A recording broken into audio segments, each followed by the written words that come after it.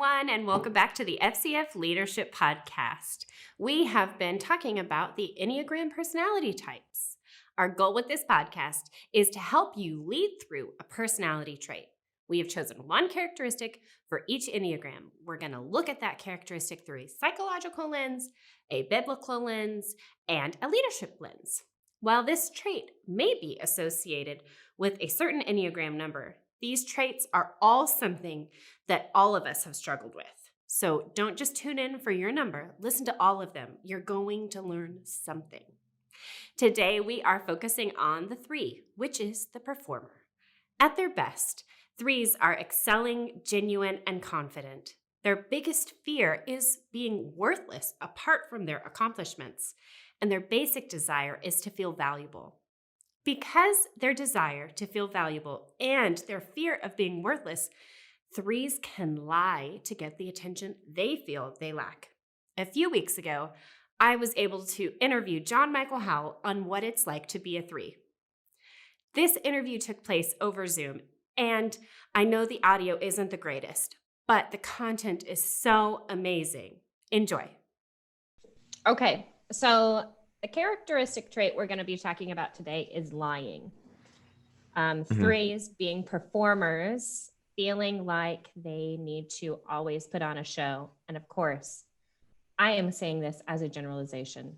I know you're not going to take offense to anything we say. This is just a huge generalization. So lying, when it comes to a 3, is their interpretation of the truth or a fabrication of the truth. You know, it's like an embellishment. It's not so much saying things that aren't true. It's just making things bigger. So 3 is the performer.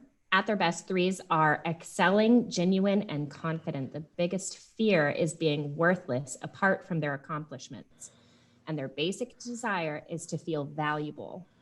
Because their desire to feel valuable and fear of being worthless, 3s can lie to get the attention they feel they lack. Does that feel like, do you feel anything with that? So yes and no. So, and I'll kind of just address this, from my perspective. Yeah. What I'm discovering is that a 3-wing 4 is actually pretty different than a 3-wing 2, because almost every 3 is a 3-wing 2, almost every single one. And because of that, the stereotypes are based off of that. And so I don't know if I'm the way that I am because of how I was raised, or it's a personality thing. And, there's not with the Enneagram, even though there's a general, like most people's feet fit this size shoe. There are so many different foot sizes in the world, so to speak. But when it comes to the seed, I see that embellishment thing in pretty much every single one of my friends who are 3s. But it's one thing that I rarely do. Like, if I'm in a conversation and we're talking about accomplishments, it is a very, very, very rare occurrence if I say something or leave out certain information or put in certain, choose my information to make it look bigger than it is. It's a very rare occurrence. I don't do it anymore because of awareness of that, knowing that that's something. But for me, it's like I've gotten to the point with my own self where I'm like, I'm not doing what I do for anybody other than to please God. And I already know that he's pleased with me. So it's like, it's a win-win for me. I'm just doing this, and I'm doing music and I'm leading worship because that's something that I'm passionate about, something that God's put in my heart. And I want to be successful at it because I believe that God wants me to be successful at it. Absolutely. So with that framework, there's been a lot of people, like even surprisingly at 21, a lot of people who have been very judgmental no matter what I do. No matter what it is, it's like if you're trying to build a following, it's like, okay, well, now you're in pride. If you're, wanting to step out and lead more, it's like, okay, well, you think that you're all that and whatever. And it's like people putting on these stereotypes and like labels where it's like, that's not what I'm feeling. That's not what I'm going through. I'm just doing this because I'm passionate about it. Right. And so at this point in my life, I can honestly say that when it comes to the deceit thing, it's like, I could care less what you think about me. It's like I could care less out if you think that what I've done is super great or not, because in my mind, it's all relative. I may have gotten to this point, but there's a billion other people who have gotten to this point, Right. in those areas. So my whole outlook on success is you can't judge one person's success by another person's success ever. And I think comparison's really the enemy to progress, because It is. whenever we compare with others, we get sidetracked from what's actually important for us to grow in. Yeah. And so that's a very, very long response to that. But I know the feeling of wanting to embellish the truth. And my areas of weakness is probably, when it comes to deceit, is probably more deceiving myself, and I'm trying to get more vulnerable and honest with God on that. But when it comes to others, it's like not just me, but I've had conversations with my family and friends that I trust about this, and they're like, yeah, I don't feel like that's something that you do, for others. I don't know you that well, but I don't see anything of what you're doing as being an embellishment. I definitely see that 3 coming out, that performer, but I do know your heart, and I know that your heart is after God. So I know that it's not performing to put on a show for yourself. I know that you're doing it to bring glory to God. And I mean, like you said, he wants us all to be successful in what he's called us to do. Yeah. Why would someone not acknowledge something that I've done be affecting me or be, making me feel this way? And honestly, like for me, getting curious about my emotions has probably led to the most growth, in my own life and in my own personality. And that's taken me on a journey that's now I'm at the spot where I'm like, what I actually truly desire is for people to, love me for who I am and not what I do, and make sure that what I do is motivated out of the personality that God's given me, the desire to go and accomplish things, and not, so that people see me as, this super successful person and therefore, I'm validated. But I think a lot of people, a lot of pastors, a lot of leaders sit in that boat where they're looking for that validation. And I think really it's as simple as getting curious about, like, why am I feeling the way that I feel? Because a lot of us know the word, and know what God says. And a lot of times I think we push down too much what we're feeling, that we can never get truly vulnerable with ourselves and ask ourselves the tough questions, like, why am I doing what I'm doing right now? I started going through this journey a year and a half ago, thanks to, of course, our dear friend, Patrick Norris, Yes. who has helped me immensely understand our emotions, understand that God gave us our emotions. Yeah. And that they're not a bad thing. Yeah. They're a good thing. We acknowledge them. We don't let them rule us. Yeah. So exactly. Man, you are like so spot on with that. And as a performer, I think that is so important for you to acknowledge, I am still me, even if I don't perform. Right? Yeah. Like you are still who God created you to be, whether you're on stage, off stage, on Instagram, off Instagram, whatever. Right. As a wing 3, I am a 4 wing 3, which, by the way, the majority of 3s that I met were wing 2s. I did finally meet another 4 wing 3 this weekend, and she is also a worship leader, and she's also a photographer. So, makes sense. It does. It's anyway. But as a wing 3, I can definitely go that way of wanting to perform, wanting to put on a show, and then also finding too much validation in what others think of me. Yeah. That is something that I am working on every day. Yeah. But anyway, it's that fine line when you're a performer, when you're trying to make things interesting, especially with you on Instagram and on YouTube. You're trying to make things interesting, but you're still trying to be genuine, and it's a fine line to toe, but I think you do it quite well.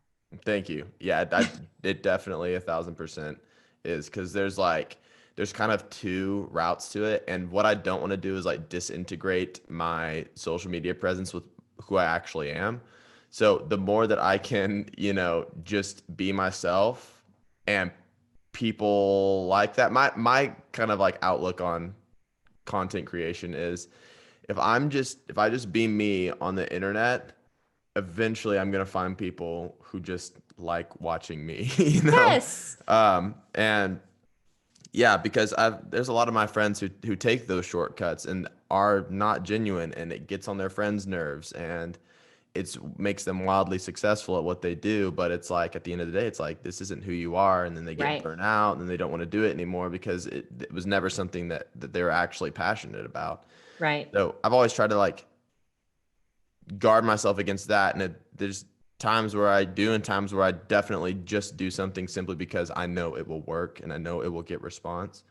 But we're all human, and I try most of the time to be genuine and be myself. Super random questions, but just to loosen things up a little bit. Coffee or tea? Tea. Really? Yeah, coffee is an addiction. It is. Okay, what's your favorite dessert? Well, I don't know if this is a dessert, but the first thing that comes to my head is watermelon. Watermelon is my favorite food, dessert, everything, because you can eat literally as much as you want of it. It's extremely sweet and amazing, It is. and it's healthy at the same time, hydrating. It's good. So as I was coming up with questions for you, I was trying to think back of all the times like we've encountered at conferences and things when we would do Starbucks runs, and I couldn't ever remember you getting a coffee. Right. It's like 8 bites. I'm like, I'm hungry. Yes. And then I couldn't ever remember you actually eating a dessert, like something sweet. I think I've seen you eat a cookie, but never like These are good. brownies or cakes or pies or anything like that. I mean, I eat that stuff. It's just if I had my option and there was a table of everything, it's just going to be watermelon. Watermelon. Every time. Okay. Yeah. Okay, so I've watched you do a lot of covers recently. Specifically, Bieber and Shawn Mendes have been two big ones. But on a totally similar vein, but different, who would be your favorite mainstream collab? Would it be John Mayer, Charlie Puth, or Ryan Tedder? Ryan Tedder. Really? 100%. Yeah. And not because he's like the biggest star ever, but he's probably been the person that has impacted me the most in terms of how I make music. Yeah. And my drive for making music, a lot of that has been inspired by him. So, he's up on my vision board. You can only see like the corner of it. Like, actually, yeah, there it is. He's one of those pictures over there. I would love to collaborate with any of those people, but Yeah. Ryan Tedder would just be amazing. And his heart for helping grow new young artists and actually doing it. Okay, so also because I follow you on social media, I get to see a lot of you serving and leading in the local church. You lead praise and worship, but then as a praise and worship leader, you also have to submit yourself under other people as well. Have you encountered situations where it is so important to understand a person's personality for communication purposes? Absolutely. Absolutely. Or else if we don't understand each other's personalities, sometimes that leaves an opportunity to get hurt unnecessarily by each other, because I love learning about the Enneagram because it makes me realize that the way people process life and choose to communicate is so much different than me.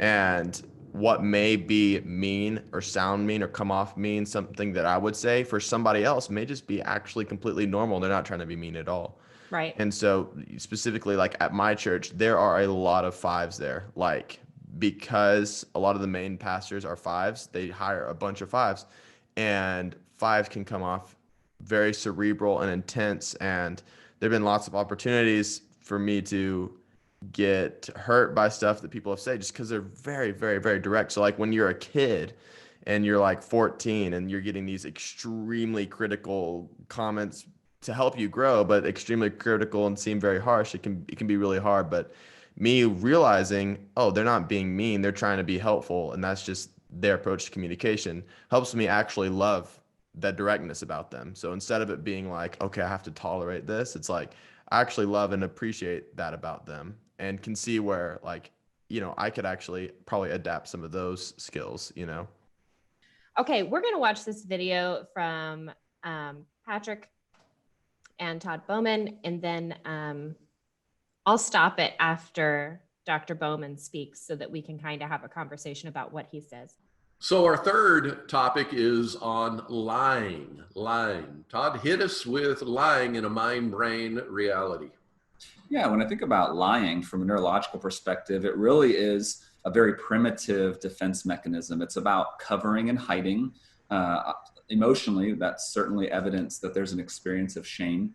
So shame becomes a very behavioral manifestation in the form of lying. So there's this covering, there's deceit, there's misdirection that happens, but it's all about the preservation of the self. That lying is an attempt at maintaining status, about maintaining control in some ways. Yeah. But lying kind of creates a split reality neurologically where we are trying to create an external reality that's different. So even the mind-body disconnect, I feel it right now in my stomach, thinking back to times where I've lied, where I can be behaviorally creating a misdirection, but my body feels kind of the sense of conviction where my stomach begins to churn and there's a heaviness there. Yeah. And I think it's interesting for folks to look if there's been lying in the past to reflect on, do you have a tell or a cue where your body is trying to help reintegrate? Like, wait a minute, we're not telling the truth, but our will is driving the lie while our body is in many ways convicting us of the behavior that we're engaged in. Yo. Yeah, I know. Straight facts, right? Boy. Ooh, every single time. I've watched 3 videos now and it's like, I know, it's like, this is somehow like ouch, but then also like not ouch. It's like anti-ouch is comforting at the same time. It's yeah. like, oh, okay. What I found interesting with that was he said almost exactly what you said. Where was it? You were talking about. Hang on, let me go back and find it. I was like, wow, that's... body disconnects psychologically where we are. You're lying to yourself. That's what he was talking about. He said you can lie, but it's almost like you're lying to yourself. Because your body feels it. That's crazy because that's so true. It's interesting for someone to, verbalize that. But every time that I've done that thing where I've been in a conversation and I've been like, maybe I'm trying to impress somebody or something, and I can literally feel that even as I'm thinking about like, I'm just going to reveal only the details that are going to make me look the absolute best in the story. And I think that there's a lot of deceit in that too. Like just telling the right amount of the truth to where you can have this conversation with your own mind. Like, oh, well, I only said truthful things. But at the same time, there's like this prideometer that's like, yeah, but you said the things to get this fulfillment, that you're not supposed to get from other people. You're saying this thing to get this validation on the inside that's only supposed to come from God and, not these people. That's an interesting thing. And that's definitely something that I felt that a lot of people feel. That's interesting how even you can feel it in your body. Like your body literally has a reaction to you disintegrating. Yeah. It's interesting. So what has been the greatest way to bring this to light for you? Because as humans, I think we all struggle with this, which is why I chose this as the characteristic to focus on, even though as 3s, they're performers, so they're going to embellish potentially. As a human, we all suffer from this at one point or another. So for you, what has been the best way to overcome something like this? Being humble really covers a multitude of sins. And I think in every person, there is opportunity to be in pride. And unfortunately for me and a lot of people, we choose that, over humility. But I think the first step to humility, at least in my own mind, is being vulnerable with yourself enough to be able to say there is an issue here. that needs to be fixed. I think that's the very first step, is realizing that there is a problem and being like, yeah, this is a problem that needs to be fixed. I think the second step is within your own self exploring, how did this problem get here? How did this problem of deceit get here? And what is it fueling inside of me? And that's whenever I would discover, wow, I am seeking validation from people because I am a human. And as humans, we want to feel validated. But what can I do to change my outlook on this so that I'm receiving my validation now from God and I'm not receiving that from what I do? Or how can I realize the truth that people actually are going to love me for who I am and not for what I do? And I think that the step after that is to, seek counsel. And for me, it's my parents. They're a safe place for me. So I can talk to them about it and they can point out things to me that I'm doing or saying or whatever. And they just remind me it's not who I am.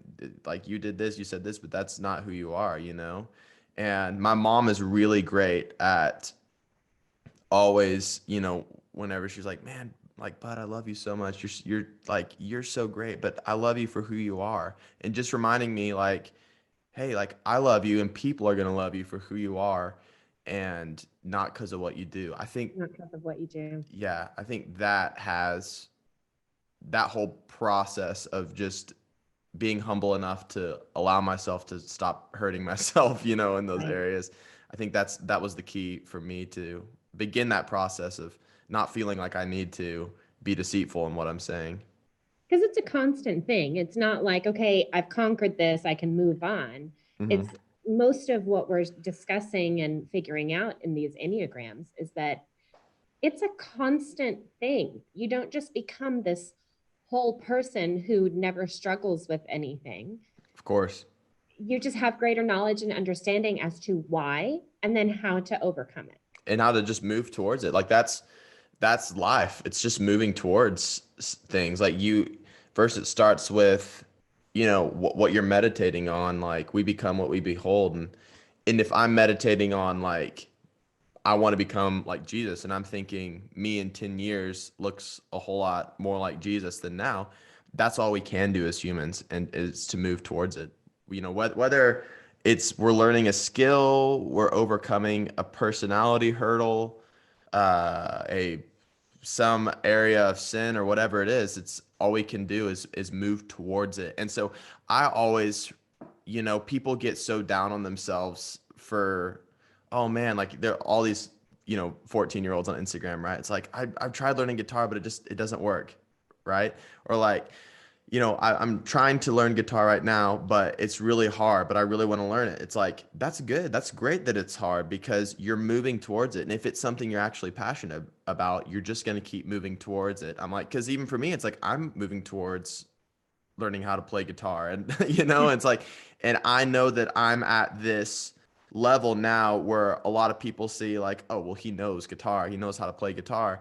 But for me, I can see the full spectrum and be like, actually, I'm still moving towards learning guitar better. And as people, we never fully arrive at anything. It's always Right. just a progression towards that. And we never fully arrive until we're with Jesus. That's the arrival point. So it's like, what are we doing here on earth, and how are we moving towards holiness? How are we moving towards, being humble and not being deceitful? And that's just one thing about deceit, is that it doesn't just hurt us, it hurts other people, Right.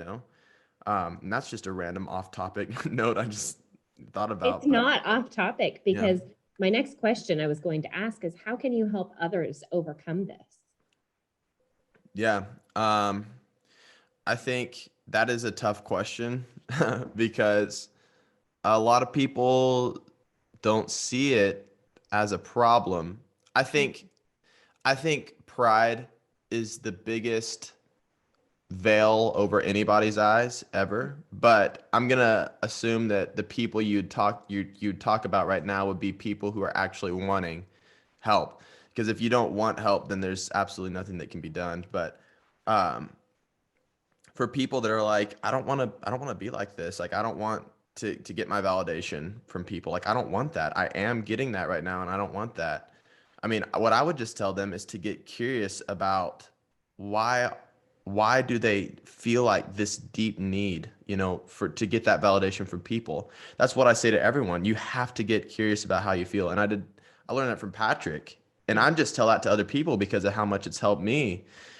But that's the main thing. That's the first step. And for anybody who's listening to this, that's what I would tell them is, whether it's deceit or anything else in life, you have to get curious about, why am I receiving validation from this? Because then you'll start to think back to points in time whenever somebody said something or you went through something that built this framework in your mind that you have to do something, or you have to prove that you're great in some way in order to receive, this validation, to like Patrick said, it's a survival mechanism to feel safe, to feel like I'm going to be accepted, I'm not going to be rejected. You have to get curious about that. And that begins the process of you being able to heal and forgive people that have, maybe contributed to why you are the way that you are right now in that area.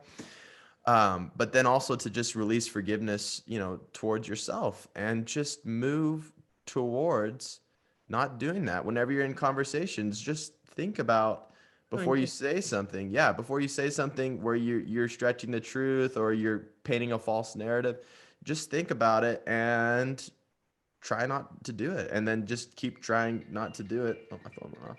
Keep trying not to do it, and voila, like, you're moving towards not having this, deceitful nature. And I think that's all we can do. One of the things you mentioned was that your parents are your safe harbor, that safe place. And I would just like to encourage the people that are watching or listening to be that safe harbor for those that you're leading, to whatever they come to you with, not be a judgmental voice, but a voice of love and reason. And I think that's going to be like one of the biggest ways that you can help someone overcome a multitude of issues, lying or embellishing being one of them, is just by being that listening ear to hear what they have to say and then encourage them to be better versions of themselves. Yeah, absolutely. I have a safe harbor as well. That's one of the things Patrick talks about too. We've learned so much from him. But speaking of Patrick, let's hear what he has to say about lying from a biblical standpoint. It's interesting because the biblical idea is this masking. We read that we're not to fake or to be inauthentic, but we're to present ourselves in love and truth. Truth is reality. So what we do whenever we are lying is we're simply wanting to present an image of ourselves that we ourselves know is not true. And incidentally, because it's not true, it's not love. So the most loving thing we can do, and the most connected and intimate possibility, is to move past this feeling of I've got to present something. And then it's really not moved past. I guess it's moved back inward to say, I'm enough. I'm valuable. Who I am is loved by God, and I find myself, I'm going to be kind and gracious to me. So if somebody rejects me, that's going to have to be on them, not me. And that, again, is the groundwork against lying. Josh, there's so much in that, like, 60 seconds. Wow. I mean, what else needs to be said at that point? I mean, honestly, so good. It's just validation for everything you've already said, John Michael, knowing that you are already loved by God, you are made in his image, your validation comes from him alone. And then finding that security within yourself and within God can stop you from making these mistakes of embellishing or lying. Yeah, absolutely. I love what he said about being able to turn inward and because I think where lying comes from, the reason we do it, just like he's been talking about, is because we have an insecure, fragmented picture of our own self. And we think, oh no, if people see this fragmented human, they're not going to like this. They're going to reject this. But what I'm discovering is that people actually just love you for who you are. And whenever you tell the truth and whenever you don't, embellish or paint this false, image or whatever, they actually trust you more and they actually will love you more because of it. And just like how he said that, lying is actually not loving. Well, the same is true in reverse. Telling the truth is loving, and people will love you for telling the truth and for being honest about who you are. People will always love that so much more. Like, I think about an example of this is Post Malone, in the music industry. He uses auto-tune and he is very open and vocal about that. The thing is everybody uses auto-tune. There's not a single vocal on the internet. Maybe Billie Eilish is the only one, but there's not a single another vocal on the internet that does not use auto-tune. But people love that about him, that people will tell him, man, you're so great at singing. He's like, well, it's called auto-tune. And that's not to get into like the whole false humility thing, but just the vulnerability of him being like, yeah, well, it's because I use auto-tune. And his identity is not hung up in, wow, I'm such an amazing singer. It's, wow, people are just going to like me for who I am. The guy with the tattoos on his face. On his face. Dancing to Shania Twain. Yeah, exactly. One of the things that he was talking about, and we briefly you did when you were talking about leadership in the church, was appreciating all of the different personality types. It's really just you accepting yourself and then accepting others around you for who they truly are. Mm-hmm. God created them the way they are. God didn't create us to be cookie cutter Christians. He created us, as Jen Tringale said in this last weekend, he painted with lots of different colors. Yeah. We are all versions of him. We are all an imprint of him. So to say like one personality trait one personality is worse than another means you're saying a side of God is not good. And us Christians, we know that God is good all the time. Yeah. All the time God is good. But there's always room for improvement. Like you said, our fullness will not be complete until we are in heaven, until we see Jesus. Yeah. Man, John Michael, the years of wisdom you have, my friend. Oh, thank you. Thank you, Whitley. Yes, I am Whitley. I am Whitley. Why don't you take a second and tell people how they can follow you or what they can be looking forward to coming up soon? Yes, you can follow me on all social media platforms at John Michael Howell. The only one that's different is Twitter. It's JMH for life. But if you search John Michael Howell on Twitter, it will pop up. You can just look forward to a bunch of musical content and randomness. And by then, you'll have a new song out, movie. Yeah, correct. I will have a new song called Movie, which I am extremely pumped about. As I was finishing writing it, and I was like, wow, this is really a song about 2020. This is going to help a lot of people see that, everything we go through is not just, there's no time that's wasted, right? It's all part of the plot. So even whenever we get to those points when we're like, wow, this is over, this is the absolute worst, and there's no recovery, like that's when the plot decides we're actually going to turn around now. It's like at that intense, part of the movie, whenever everything starts turning around, and we can now, look at all these things that we've been through, and we can be like, wow, actually, I'm really thankful for everything I've been through. And it's what a great movie that all of it made. So that's the whole song idea. I love it. I can't wait to hear it. Well, that's it for this episode. On the next episode, we will be talking about fours with me, because I'm a 4. They're the romantic, in case you didn't know. Make sure you like and subscribe to FCF to receive notification of all of the newest podcasts and videos that we have. And make sure you go and like John Michael Howell.